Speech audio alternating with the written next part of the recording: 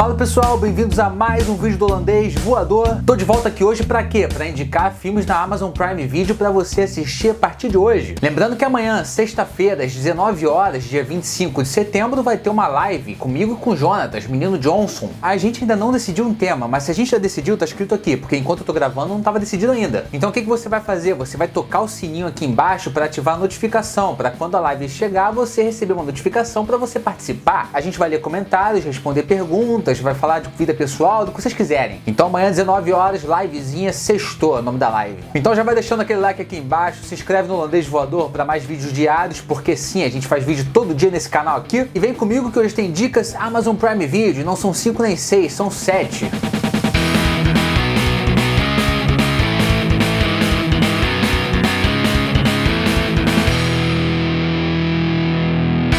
O primeiro filme da lista que a gente tem aqui hoje é um filme chamado Apenas um Garoto em Nova York, que é um filme muito interessante, que já estava há um tempo ali me chamando, só que eu nunca fui ver, e fui assistir e gostei pra caramba. O filme conta a história do jovem Thomas, que anda bem insatisfeito com a friend zone e acaba pedindo conselhos amorosos pro Jeff Bridges. Só que em uma dessas investidas na gatinha, o Thomas descobre que o pai dele anda dando aquela pulada de cerca marota no casamento. Como eu já falei, pelo menos aqui no Rio de Janeiro, pulada de cerca é traição. Não sei se aí onde você tá assistindo é assim também. Inicialmente, naturalmente, o Thomas tenta impedir essa situação, né? Ele tenta fazer alguma coisa, ele começa a seguir a amante na rua pra saber mais sobre a vida dela, quem ela é, o que ela faz. E essa amante é vivida pela Kate Beckinsale. Mas o que ninguém esperava é que esse interesse fosse acabar virando o interesse do Love, fazendo com que os dois se envolvam também. Ou seja, o pai do Thomas, que é vivido pelo Pierce Brosnan, tá traindo a esposa, né, a mãe do Thomas, com uma outra mulher, que é a Kate Beckinsale, e ela tá traindo o pai do Thomas com o Thomas. Que loucura! Na verdade, eu já vi alguma coisa assim no teste de fidelidade do João Kleber. Tenho certeza que eu já vi uma história assim. De repente, a inspiração do filme é essa. E o filme foi dirigido pelo Mark Webb, que foi responsável pelos injustiçados filmes do espetacular Homem-Aranha. Que eu gosto sim, mas mais reconhecido ainda pelo filme mais hipster do ano, que é o 500 Dias com Ela. Que é um filme que é legal, mas me dá uma raivinha. Inclusive esse filme, Apenas um Garoto em Nova York, também tem uma pegada bem hipster. De repente o Mark Webb, ele é hipster, né? Porque o Homem-Aranha do Andrew Garfield, ele era meio hipster também. Nesse filme aqui, principalmente o Thomas é um personagem que é bem hipster, principalmente por algumas escolhas que ele tem de vida. E o Jeff Bridges também é hipster. Nunca vi o Jeff Bridges hipster. Eu conheço o Jeff Bridges barrigudo, cervejeiro, xerife, falando com sotaque sempre assim, com aquela vozinha. Imitação perfeita aqui, hein? Então não deixa de conferir Apenas um Garoto em Nova York. Muito bom. É o melhor filme do Woody Allen que não é do Woody Allen. E o próximo filme que a gente tem aqui é um filme mais puxado pra violência, que é um filme chamado Matador de Aluguel, Killer Joe. O filme se passa em Dallas e acompanha um detetive chamado Joe, que também é um assassino de aluguel. Pelo menos quando ele tem um tempo livre ali na agenda. Paralelamente a isso, nós temos o Chris, que é um traficantezinho de 22 anos que tem seu estoque roubado pela própria mãe, fazendo com que ele passe a dever 6 mil reais. O caso contrário, o bicho vem pra ele. E é então que o Chris recorre ao nosso querido Killer Joe, que é interpretado pelo Matthew McConaughey, quando ele lembra que o seguro de vida da mãe dele custa nada mais, nada menos do que 50k. Inicialmente o Joe recusa, até porque ele tem uma regra, tem que pagar adiantado, senão ele não faz o serviço. Mas ele até abre uma exceção, contanto que a irmã mais nova e sedutora do Chris sirva de garantia sexual até o dia do pagamento. Vocês não viram porque tava passando cenas do filme, mas eu falei garantia sexual em aspas. Mas só pra aliviar mesmo, porque é bagulho erradão mesmo. Ah, o cara vendendo ovos. Mas o filme da época em que o Matthew McConaughey começou a buscar novos rumos na carreira, rumos dramáticos, né? E esse foi um dos primeiros filmes rumo ao Oscar em 2014, por Clube de Compras Dallas. E realmente o Matthew é um ator sinistro, sempre foi, desde quando ele fazia comédias surfistas. Eu já achava isso. Poucos atores conseguem ser tão bons mantendo o mesmo sotaque, o mesmo tom de voz em todos os filmes, todos os papéis que eles fazem. Matthew é um deles. E o Chris foi vivido pelo Emile Hirsch, nosso eterno e querido show de vizinha, mais conhecido aqui no canal como Showdy. Então se você é fã do Matthew McConaughey, confere lá, Matador de Aluguel. E agora eu vou indicar um filme aqui que eu já indiquei uma vez em Dicas Amazon Prime Video, mas tem um tempo já e não foi todo mundo que assistiu aquele vídeo, apesar de ser um dos mais assistidos, né? Vou indicar aqui The Room, ou O Quarto do Segredo, sei lá, tem vários nomes esse filme, só que na Amazon Prime Video você vai encontrar como The Room, que não é aquele, hein?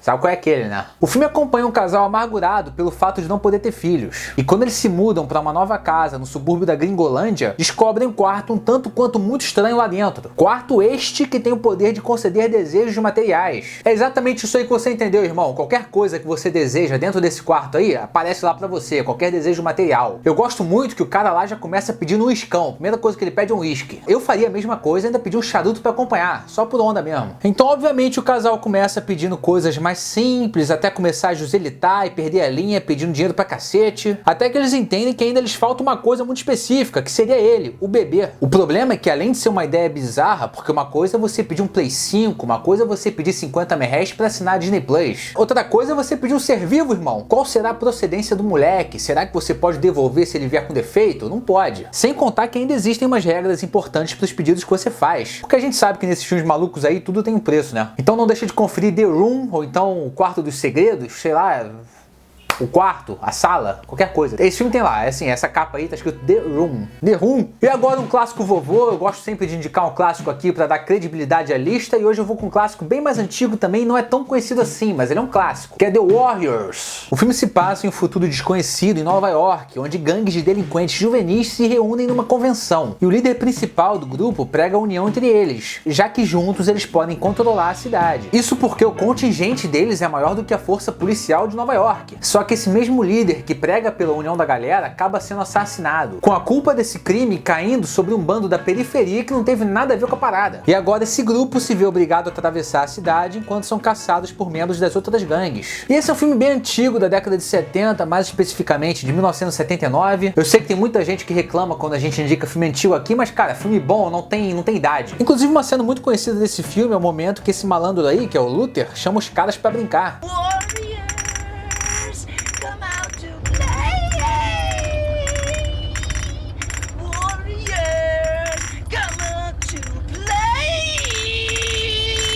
Essa cena aí ela foi totalmente improviso do David Patrick Kelly, que usou como inspiração os bullies que davam porrada nele na infância, porque ficava uma galera do lado de fora da casa dele chamando ele pra brincar no caso espancar ele, exatamente como ele faz nessa cena. Mas é um filme muito legal, muito interessante, com uma violência que era à frente do seu tempo lá na década de 70, mas que hoje talvez não seja tão chocante assim pra você, mas é um filme muito bom independente disso, não é um filme datado. O próximo filme da lista também é um filme que eu já tinha visto e não sabia que estava na Amazon Prime Video, que é ele, Um Homem Bom, um bom homem, desculpa, ao contrário. O filme se passa na Alemanha e acompanha John Halder, um professor universitário tranquilão que vive em paz com a família e tem um melhor amigo chamado Maurice. Um dia o Halder passa a ficar de olho em uma das alunas dele, e agora com a carreira crescendo, ele passa a lidar com a pressão do governo nazista. E isso sem se dar conta do perigo que ele e o país estavam correndo. E é interessante a gente ver um filme que se passa assim ainda no período de Segunda Guerra Mundial, mas numa época antecedente ao confronto. Mais especificamente em 1933, que era quando Hitler ainda estava em ascensão no partido nazista. E o personagem do Halder no filme está escrevendo um romance fictício defendendo a eutanásia, que se trata do ato intencional de causar uma morte indolor para aliviar o sofrimento causado por alguma doença incurável. Só que esse fato se torna muito mais complexo por esse romance ter saído no período em que ele saiu, até porque o Halder não tinha nenhum conhecimento do genocídio de judeus nos campos de concentração nazista. Aliás, tem muita gente que defende que boa parte da população alemã não tinha conhecimento disso, no caso Halder sendo um desses.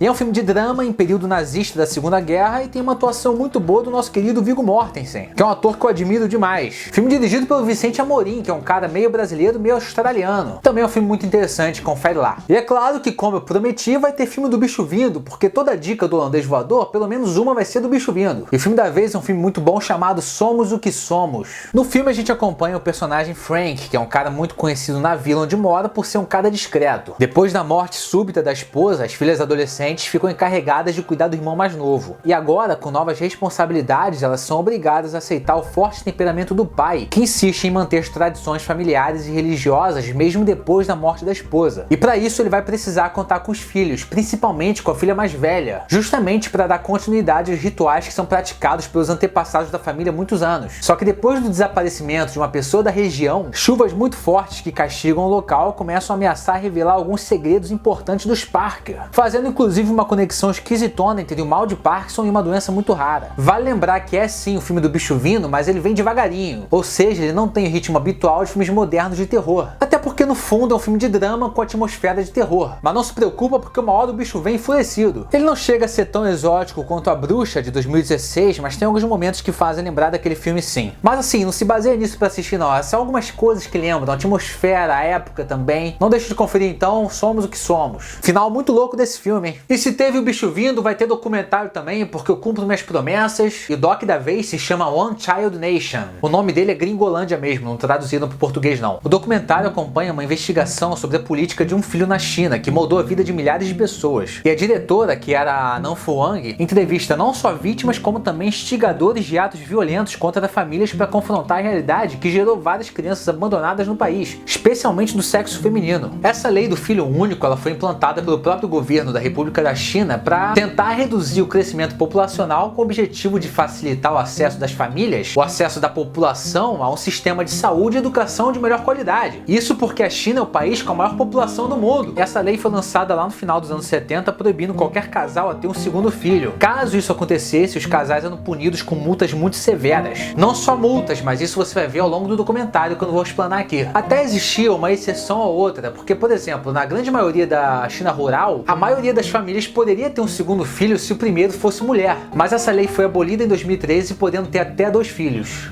Tá liberado 2 filhos, independente de ser mulher ou homem. Esse documentário é de 2019, mas eu só assisti agora e eu acho inacreditável ele não ter sido nem indicado ao Oscar de melhor documentário 2020. 2020 ganhou American Factory, que é um documentário que é muito bom, mas não era nem minha torcida. Inclusive foi o ano também que foi indicado Democracia em Vertigem, documentário brasileiro. Mas, por exemplo, apesar de American Factory ser um documentário sensacional, o One Child Nation merecia ganhar, na minha opinião, porque é melhor ainda do que Force Summer, que eu tava torcendo. E o Oscar tá com uma tendência muito mais política em documentários, né? Se você for ver todos os documentários indicados ao Oscar 2020 eram com teor político. E o One Child Nation é sim um documentário político, com certeza. Merecia uma indicação. Então é isso, pessoal. Espero que vocês tenham gostado das dicas de hoje. Tá aí a lista para vocês tirarem print maroto da tela. Se você gostou do vídeo, deixa um like aqui embaixo. Se inscreve no Holandês Voador, que são vídeos diários, dicas semanais, tanto da Prime Video quanto da Netflix. Segue a gente nas redes sociais aqui embaixo, principalmente ele, o Instagram. E é isso aí. Valeu!